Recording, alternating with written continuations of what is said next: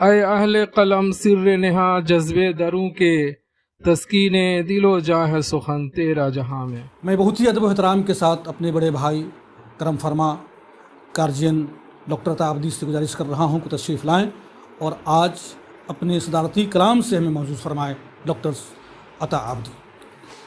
بہت بہت شکریہ۔ ہمارے لیے بہت خوشی کی بات ہے کہ ارباب قلم کا ادبی سفر بہت حسن و خوبی جاری ہے، اور کسی بھی تنظیم یا کسی ادارے کا جو سفر ہوتا ہے وہ اکیلا نہیں ہوتا ہے۔ سفر تو یوں بھی اکیلا نہیں کہلاتا جب تک کہ ہم سفر نہ ہوں، مخلص ہم سفر نہ ہوں۔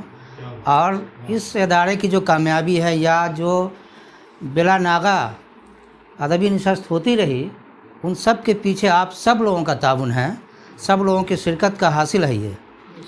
تو آپ سب ہمارے لیے محترم ہیں اور حوصلہ بڑھاتے ہیں، اس سے ہمارا ہی نہیں۔ اور اس کے علاوہ توقیر صاحب کی جو خدمات ہیں وہ بھی آپ سب کی محبت کی وجہ سے اعتماد پاتی ہے، اور اللہ آگے بھی قائم و دائم رکھے۔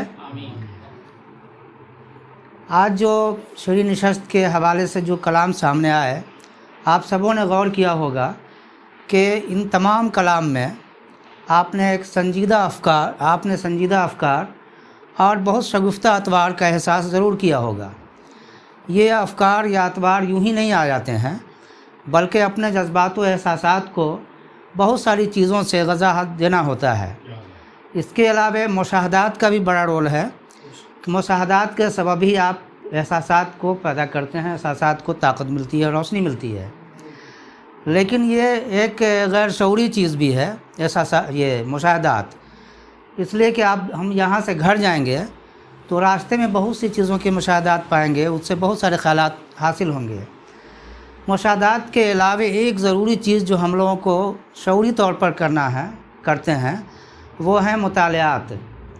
اچھی کتابوں سے بہتر کوئی اچھا دوست نہیں ہوتی۔ تو اچھے دوست کی تلاش اس دور میں اگر آپ کو یقینی طور پر کرنی ہے تو کتاب کی تلاش کیجیے، اچھی کتاب کا مطالعہ کیجیے۔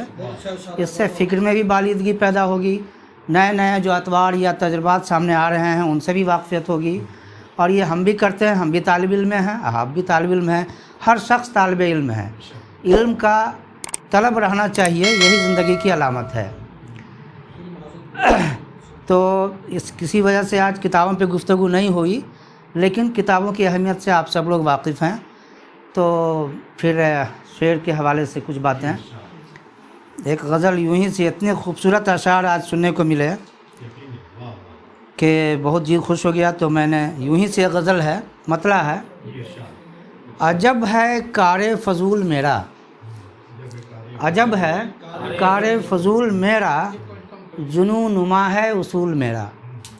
عجب ہے کار فضول میرا، جنوں نما ہے اصول میرا۔ اور محبتوں کا کرشمہ کہیے، محبتوں کا کرشمہ کہیے، غنی ہے قلب ملول میرا۔ محبتوں کا کرشمہ کہیے، غنی ہے قلب ملول میرا۔ اور سبھی کی آنکھوں سے خواب دیکھوں، سبھی کی آنکھوں سے خواب دیکھوں، ہے ایک شوق فضول میرا۔ سبھی کی آنکھوں سے خواب دیکھوں، ہے ایک شوق فضول میرا۔ اور نمایاں تر ہے ہر امتحان میں، نمایاں تر ہے ہر امتحان میں، اصول رد و قبول میرا۔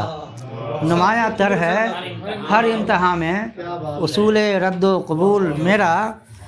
اور میری نظر میں ہے رشک گلشن، میری نظر میں ہے رشک گلشن، وہ دست جس میں ہے پھول میرا۔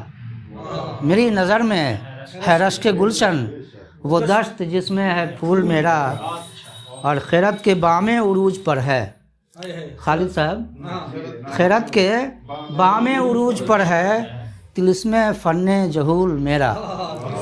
خیرت کے بام عروج پر ہے، طلسم فن جہول میرا۔